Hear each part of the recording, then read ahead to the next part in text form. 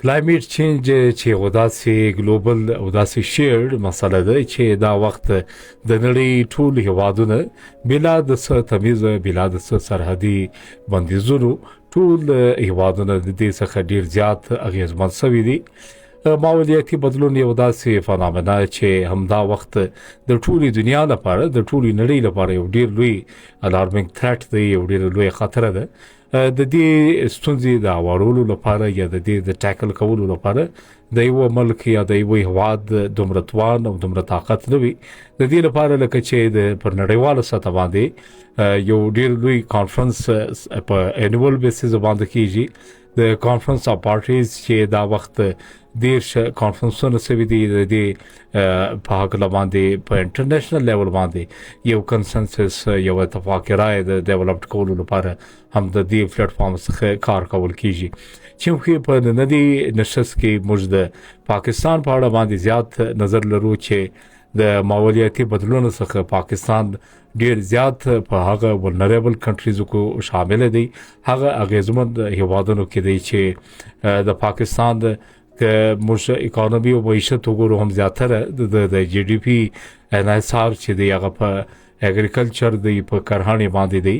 نو هر کال د شدیدو د سیلابونو د فلډزو هم دغه رنګه د خوشحالیو د وچکالیو د ډراټسو له امله زموږ دغه د برخه چې د ډیره زیاته له دې څخه د اغیزمنه وي.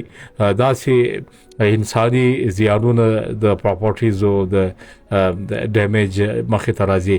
که د کال 2022 هغه سیلابونه چې تر اوسه پورې د هغه اغیزې لا هم په دې ملک کې د په اکانومي کې د هغه ډنټ لا هم موجود دی. پاکستان د هغه ذریعه یا هغه د ټاکسیک ګیسز په ایمیجن کې چې هغه په د دنیا کې د ځمکې لپاره د ګلوبل وارمنګ سبب جوړیږي، د تودوخې سبب جوړیږي.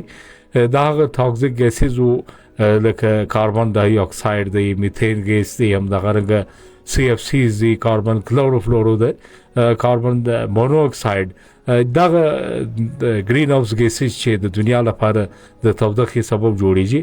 پاکستان تر 1% هم کم په دې کې ونډه لري، یعنی less than 1% د پاکستان په دې گرین هاوس ګیسز کو کنټریبیوشن دی.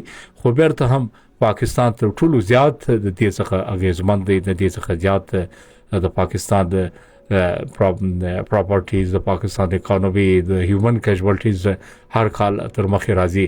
کلایمیټ چینج یعنی په انانټ شل کومور وای چې په مختصره داسې چې بارانونه چې کله د خپل پیټرن څخه واوړي یا اراټیک رینفال پیټرن چې ورته وایي، همدارنګه یعنی یو خواته بارانونه پر خپل وخت کېدلې نو دی چې دی هغه بارانونه ونسي او کله کله به وخت دومره بارانونه وسی چې هغه د لوی سیلابونو سبب جوړ شي. نو یو خواته دنیا د یوې خطرې د وبو لپاره مجبور وي، بل خواته دنیا په وبو کې ډوبوي.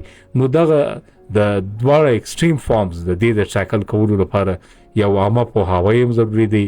په حکومتي سطح باندې د دې لپاره سټریکټ پالیسیز پکار دي. د زیاده سے زیاده چې موږ ته پکار دي چې افورسټیشن وکړو، یعنی د ونو د درختو لګول پکار دي. د وبو یو ډیر د کیرفل یا د سپما کول چې د هغه پکار دی، د وبو استعمال چې وبو هم پاکستان په هیوادونو کو شمار دی چې دلته کې واټر سکارسټي ډیره ده. نو د دې لپاره موږ ضروري وګڼل چې له تاسو سره په دې اړه باندې یو ډسکس ولرو.